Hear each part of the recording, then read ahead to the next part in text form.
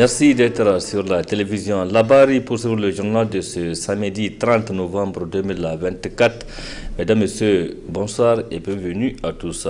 Nous débutons ce journal avec ces cris de cœur des anciens agents de la société de textile du Niger, Sotex, qui ont décidé de se faire entendre relativement à leur situation plusieurs années après la fermeture définitive de la dite société. Des agents donc qui demandent l'intervention des autorités nigériennes au plus haut sommet pour se faire entrer dans leurs droits. S'il vous plaît. Ya kai General Chani, mun yi imani da Allah da Annabi ka zo ka shinhida gaskiya cikin kasar ga. Ils sont environ 120 anciens salariés de l'ex-société de textile du Niger Sotex, connus sous le nom de l'Enitex, qui attendent toujours d'être mis dans leurs droits après l'arrêt définitif des travaux de la dite société en 2022. Ce samedi 30 novembre 2024, beaucoup d'entre eux se sont retrouvés pour une fois de plus parler d'une même voix en rappelant la situation dans laquelle ils végètent. On peut dire que notre ancien employeur nous a grigés parce que nous avons réunis le 30 mars 2022 afin de statuer sur la fin de l'activité de l'entreprise. Donc, tout accord conclu, il était prévu que nous payions nos droits de licenciement, les 40% à la date du 30 décembre 2022 et les 60% un mois après. Jusque-là, pratiquement, c'est vrai, il y en a parmi nous, les bas salaires qui ont reçu, qui ont été désengagés, ils ont été désengagés, mais la plupart des gens, certains n'ont même pas perçu 50% de leur salaire. Ça, c'est par rapport aux droits de licenciement. Maintenant, par rapport à nos arrêts de salaire, il était convenu, nous avons des arrêts de salaire de 2016, 2017, 2018, 2019. Chacun a reçu un bout de papier sur lequel le montant qu'ils doivent nous payer par rapport à ces arrêts de salaire. Nous avons tenté des procès en justice. Partout, nous sommes sortis vainqueurs, gagnants, mais on nous fait des jeux de cache-cache. Jusqu'à présent, ils veulent même remettre en cause ces papiers que nous avons remis. Donc, malheureusement, il faut le dire, aujourd'hui, faute de cet argent, beaucoup de familles se sont disloquées. Des familles sont éparpillées. Nous sommes des musulmans, nous le reconnaissons, mais il y en a parmi nous qui sont décédés par faute de moyens de se soigner. Déterminés à se faire entendre, ces ex-salariés de la Sotex ont les yeux fixés sur les autorités nigériennes, particulièrement le président du Conseil national pour la sauvegarde de la patrie, le CNSP, le chef de l'État, le général de brigade Abdourahmane Chani, pour trouver des solutions à leur situation. Nous attirons l'attention de nos autorités, vraiment notamment le président Tchani, pour qu'il voit la situation dans laquelle le personnel de la Sotex vit. Vraiment, nous végétons, on ne vit pas. Donc c'est pourquoi nous avons tenu à faire ce sitting-là, pour dénoncer cette situation dans laquelle on nous a plongé. On nous a fait des promesses qu'on ne tient pas. Donc c'est pourquoi nous pensons que seules les autorités actuelles peuvent vraiment influencer la marche de cette affaire, pouvoir obliger notre ancien employeur vraiment à nous mettre dans nos droits.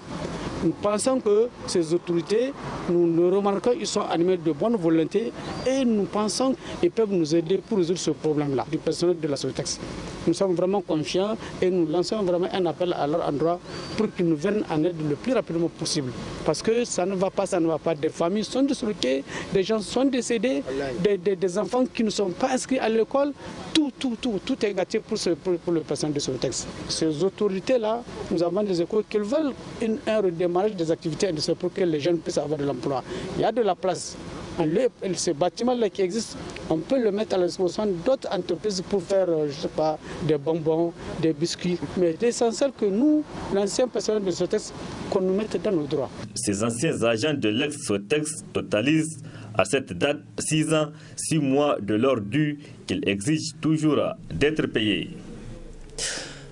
Autre aspect de cette édition, clôture hier dans l'après-midi au centre de conférence internationale Mahatma Gandhi de Niamey de la 29e réunion des experts de l'Organisation mondiale des douanes pour l'Afrique de l'Est et du Centre.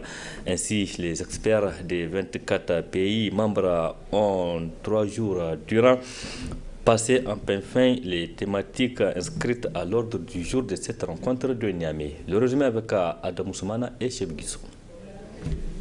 Après 3 jours d'intenses et riches travaux, les experts de l'Organisation mondiale des douanes pour la région Afrique de l'Ouest et du Centre arrivent ainsi au terme de leur conclave ayant porté sur le thème pour une douane mobilisant les partenaires historiques et nouveaux autour d'objectifs clairs.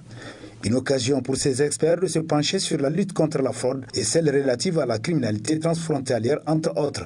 Des réflexions qui ont abouti à l'adoption d'importantes résolutions. Donner ici l'occasion d'apprécier le nouveau mécanisme de mesure de la performance développé par le secrétariat général de l'OMD afin de rendre plus harmonieux le renforcement des capacités du personnel des administrations douanières membres en rapport aux besoins prioritairement exprimés par les 10 administrations. Du statut juridique des structures régionales, on a retenu en substance du fait du comité et convenu dans l'ensemble de suivre le schéma du bureau régional de renforcement des capacités qui, pour l'obtenir, a consisté à l'implication des autorités politiques des États de siège des 10 structures régionales. D'une part, aussi la mise à contribution du secrétaire général de l'OMD pour parachever la question de ce statut juridique. Outils des administrations douanières de la région, des outils de lutte contre la fraude que sont le CEN, entendez par la Custom Enforcement Network, qui ici est l'outil de lutte contre la fraude au niveau douanier, et ses applications que sont le CENCOM et le NCEN, afin de développer la culture du renseignement et d'impulser l'aide à la décision conformément à la politique de l'OMD. Le BRSC a proposé 2 mécanismes basés sur des projets nationaux et régionaux bien structurés et maturés. Last but not the least, Excellence, l'interconnexion des systèmes de transit en Afrique de l'Ouest et du Centre s'avère une nécessité absolue pour la facilitation du transit. Procédant à la clôture de ces assises, le Premier ministre, ministre de l'Économie et des Finances, a salué le travail abattu par les experts au cours de cette rencontre de Niamey, tout en témoignant de sa gratitude à l'endroit de la douane nigérienne. On a souvent tendance à cantonner la douane à un seul rôle qui consiste à collecter des ressources. Mais aujourd'hui, on voit bien que ça va au-delà. Elle travaille pour la collecte des renseignements, elle travaille pour la sécurité. Dans notre pays, on sait exactement ce qui se passe. Il travaille avec les forces de défense et de sécurité sur le terrain pour assurer la sécurité des Nigériens. Il travaille également à réprimer la fraude. Je voudrais saisir cette occasion pour dire à tous ces douanières et douaniers présents l'expression de notre profonde gratitude pour l'important travail qui est en train de faire qui est en train d'être fait tous les jours. Mesdames et messieurs, félicitations. Le chef de l'État, le président du Conseil national pour la sauvegarde de la patrie, le général Tchani, ne lésine sur aucun moyen pour vous mettre dans les conditions de travail pour cette collecte nécessaire de ressources. Hier encore, il y a eu, je ne vais pas dévoiler le secret, mais il y a eu des choses qui viendront renforcer le travail que vous faites. Je fais mienne toutes les résolutions qui ont été citées ici. Je vais simplement vous dire que nous apprécions très profondément ce travail qui a été fait en 3 jours. Ainsi, c'est sur une note de satisfaction générale que prend fin la 29e réunion des experts de l'Organisation mondiale des douanes pour l'Afrique de l'Ouest et du Centre, qui se donne rendez-vous pour le 25 mai 2025 à Kinshasa, en République démocratique du Congo. Plusieurs contenus de programmes d'enseignement primaire et secondaire ont, comme vous le savez, été suspendus par une décision de la ministre de l'Éducation nationale. Encore, ces contenus ne cadrent pas avec les réalités socio-culturelles du Niger. Comment donc cette décision a-t-elle été perçue par les Nigériens? Réaction de Oustaz Mustafa qui estime que les autorités ont bel et bien l'obligation de veiller à la bonne éducation des élèves. On l'écoute. Entre autres disciplines qui ont été extirpées, il y a particulièrement donc l'économie familiale. L'économie familiale, il y a aussi un certain nombre de matières qui concernent, par exemple, les secondaires. Je vais dire que le fonctionnement de l'appareil génital, le rapport donc intime entre humains. Donc ça, ce sont des... Je crois que ce sont des problèmes qui ont vécu dans ces pays-là. Parce que je me rappelle, depuis une ancienne ministre de l'Éducation nationale, il y avait eu un mouvement des religieux dans ces pays-là et un mouvement des parents d'élèves dans ces pays-là. Ce qu'il faut comprendre à travers cette décision-là, c'est que ça met un peu mal à l'aise ceux qui ont déjà eu des diplômes dans ce domaine-là. Si je prends l'économie familiale par exemple, ce sont des disciplines qui vont jusqu'à avoir un diplôme spécifique par rapport à ça. Maintenant, pour les autres matières, à savoir donc l'enseignement de la science naturelle, et j'ai même vu à la géographie, moi je crois que le gouvernement il vise à protéger les mœurs scolaires et surtout la pudeur scolaire. Vous n'êtes pas sans savoir que les conséquences de ce genre de choses-là. Aujourd'hui, nous sommes à l'ère de la technologie. J'ai vu dans un établissement, par exemple, les enfants, les élèves qui ont fait l'expérience de ce qu'ils ont appris dans la classe en se mariant dans l'enceinte même de l'école. Donc c'est une manière pour eux de dire que bon, on va expérimenter ce que nos enseignants nous ont enseigné dans la salle. Et c'est ce qu'il faut éviter le plus souvent. Donc voilà, ce sont des observations qui me viennent à chaud. Mais sinon, moi je trouve que la décision a son côté positif comme elle a son côté négatif. Le côté négatif, c'est qu'il y a déjà eu un précédent par rapport à ça. Maintenant, pour l'avenir, justement, il faut au fur et à mesure s'arrêter pour étudier, un peu faire le toilettage. Donc, les Nigériens sont en train d'apprécier ça de leur manière. Ce qu'il faut, c'est qu'il ne faut pas rapprocher trop la religion là-dedans, parce que l'école ne devrait pas être soumise à des querelles religieuses. Parlons à présent des produits bio et transformés au Niger avec notamment le marché hebdomadaire qui s'anime tous les samedis à la devanture du siège du RECA. RECA, c'est le réseau des chambres d'agriculteurs de Niamey. Ce marché donc est organisé par le groupement d'intérêt économique GIE donc bio à travers le RECA. Objectif de cette activité, promouvoir les produits locaux au Niger, nous rapporte Nafissa Yahaya et Nasser Seydou.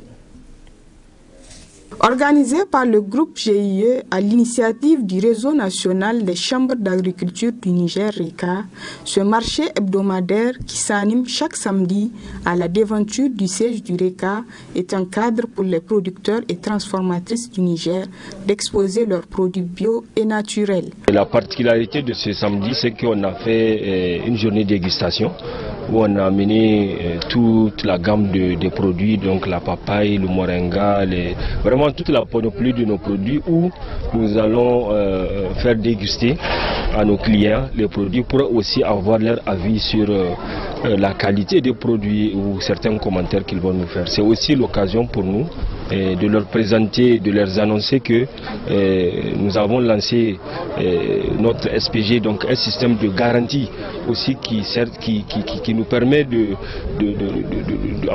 certifier, on peut le dire comme ça, nos produits.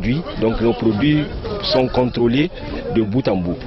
L'occasion a également été saisie par ces femmes transformatrices de produits locaux pour lancer un appel à l'endroit des consommateurs. C'est un marché hebdomadaire et nous, nos articles-là, nous disons que c'est des produits naturels, 100% naturels. Il y en a même qui vendent des produits bio, tels que nos maraîchers là, leurs produits sont bio.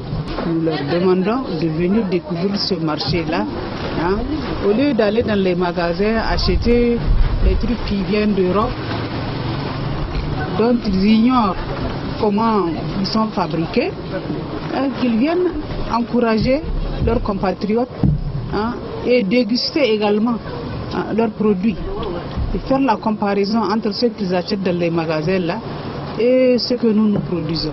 Nos attentes, c'est que les clients viennent visiter, goûter, apprécier et acheter nos produits. Et on est vraiment prêt à servir notre marché, les produits vraiment légalement transformés dans l'hygiène et vraiment dans toutes les conditions requises pour la transformation et pour la santé de l'être humain. Rappelons enfin que ce marché de produits bio et naturels se tient tous les samedis. Il dure plus de 3 ans aujourd'hui et est consacré à la vente des produits bio et transformés du Niger par les Nigériens. Merci Nafissa Yahya. Le 30 novembre de chaque année est une journée dédiée ici au Niger donc pour la liberté de la presse. Cette journée est à sa 11e édition, ce 30 novembre 2024. À cette occasion, le studio Kalangu a décidé de récompenser les organes partenaires qui se sont fait distinguer à travers leur production, mais aussi de décerner des témoignages de satisfaction aux différents acteurs qui interviennent pour éclairer les auditeurs. Précision avec Sekina Sadou Gazibo et Abakar Saleh. Ce 30 novembre 2024, marquant la 11e édition de la Journée de la liberté de la presse au Niger, occasion pour le studio Kalangu d'ouvrir ses locaux aux journalistes et partenaires, dans un esprit de partage et de convivialité. La représentante de la Fondation Hirondelle a donné le ton sur l'importance de cette journée. À travers leur production radiophonique, informent le public sur les problèmes et les défis, mais proposent aussi des pistes de solutions pour les résoudre. Elles ne se sont pas limitées à rapporter les faits négatifs sur le dérèglement climatique, mais elles ont aussi mis en lumière des initiatives, des innovations ou des stratégies qui fonctionnent afin d'inspirer le changement et encourager l'action auprès de leur communauté. C'est ce journalisme de solution qui est promu par la Fondation Hirondelle et le studio Kalangu. Elle a été suivie par la représentante de la coopération suisse qui a réaffirmé l'engagement de son institution pour le développement de la presse au Niger. Proches de nos communautés, les radios communautaires sont un véritable moyen de transmission de l'information, de sensibilisation et d'émanation des communautés, surtout rurales. Elles sont en contact direct avec la population et leurs préoccupations. Elles s'intéressent à la vie des communautés. Elles permettent une participation active et sont accessibles aux populations. Toutefois, les radios communautaires font face à de multiples défis qui entravent considérablement leur mission. On peut citer à titre d'exemple l'instabilité économique, le manque de matériel, la faible professionnalisation, l'ère du numérique, la crise sécuritaire, etc.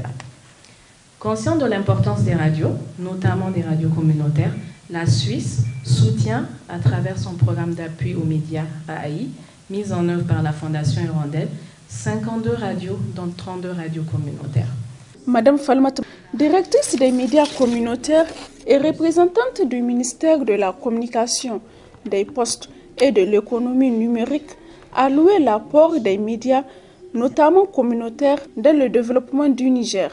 Permettez-moi également de saluer les efforts de tous nos confrères et consoeurs qui chaque jour travaillent avec détermination pour informer nos populations, souvent dans des conditions difficiles. Votre courage et votre dévouement méritent toute notre admiration. À cette journée symbolique, je voudrais également rappeler que la liberté de presse reste un combat quotidien.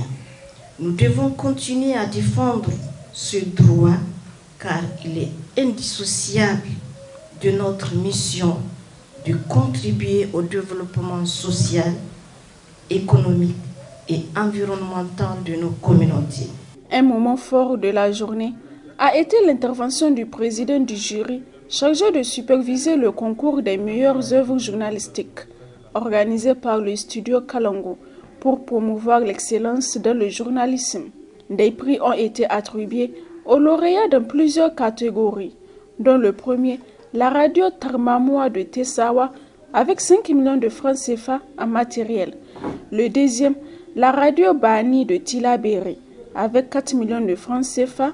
Le troisième, la radio Nia de Koni, avec 3 millions de francs CFA. Le quatrième, la radio Iskout de Kwartegi, avec 2 millions de francs CFA. Et le cinquième, la radio Garkwa, avec 1 million de francs CFA, tout en matériel.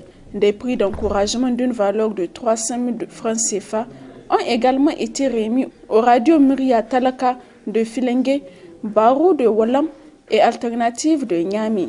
Aussi, des témoignages de satisfaction ont été décernés à plusieurs personnalités pour leur engagement en faveur de la liberté de la presse au Niger, mais aussi pour leur contribution et leur analyse pour informer au maximum les populations.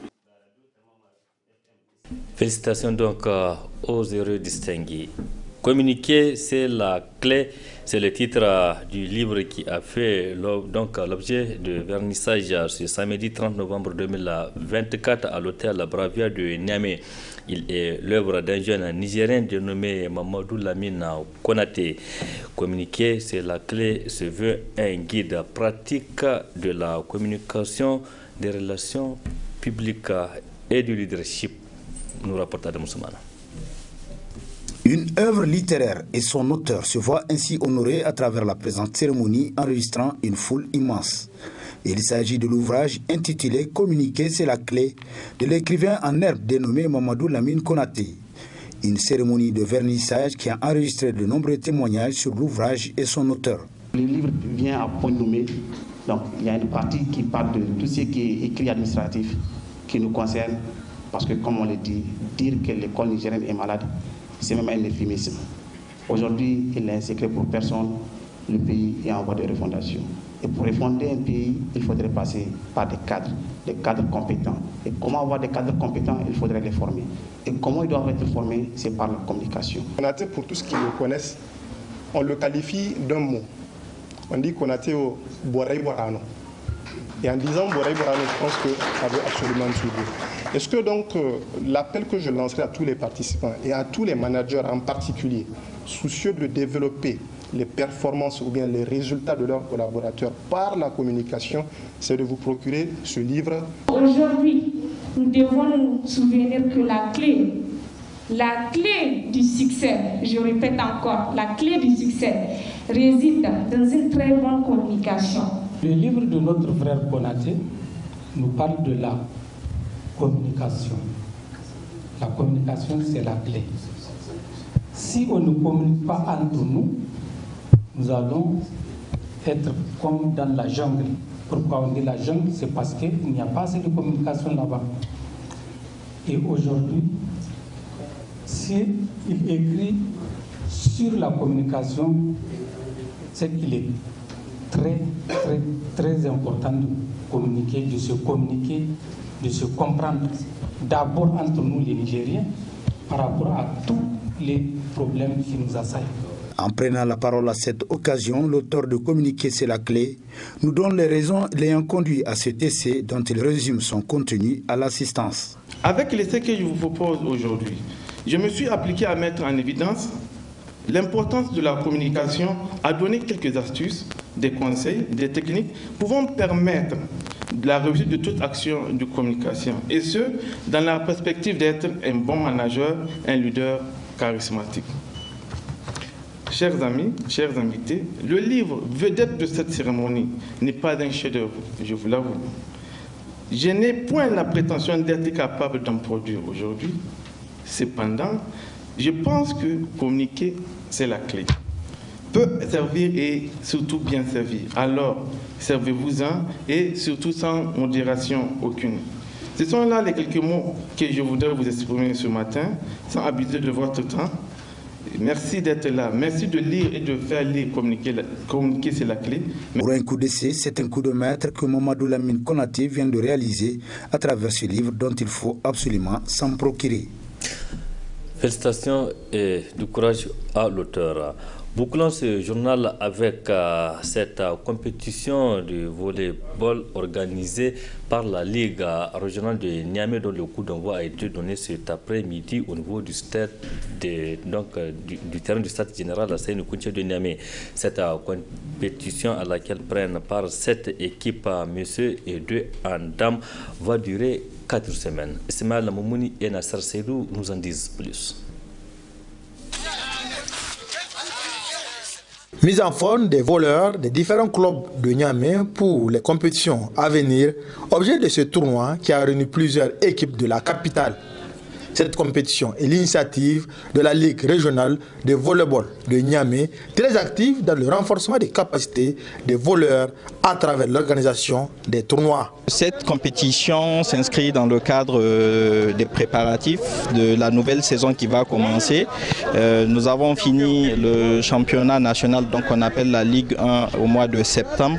Et après cela, nous avons jugé nécessaire de maintenir nos joueurs en jambes. Donc d'où l'organisation de cette compétition qui va se dérouler sur 4 semaines, donc de mi-novembre maintenant jusqu'à la mi-décembre. Cette équipe en hommes et 2 en dames vont s'affronter au cours de cette compétition qui va durer des semaines.